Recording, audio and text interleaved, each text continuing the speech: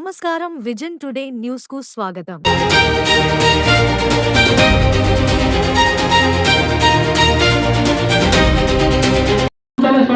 యుద్ధ నినాదానికి ఓ మరణ సంకేతంగా విధ్వంసంతో నేడు కొత్త దారులు సృష్టిస్తున్నాయి. ఈ ఉగాది చేయడం షరా మామూలే, డ్రోన్లతో మట్టు పెట్టడం ఓ నిత్య కృత్యమే.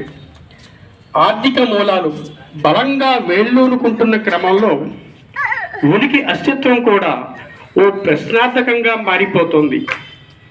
దేశం ఏదైనా విధ్వంస బీభత్సాలతో అట్టుడికిల క్షణాలన్నీ ప్రాణ ఆస్తి నష్టాలతో పాటు సామ్రాజ్య విస్తరణ, ప్రపంచాధిపత్యమే రణాన్ని యుద్ధతంత్రంగా మలుస్తోంది.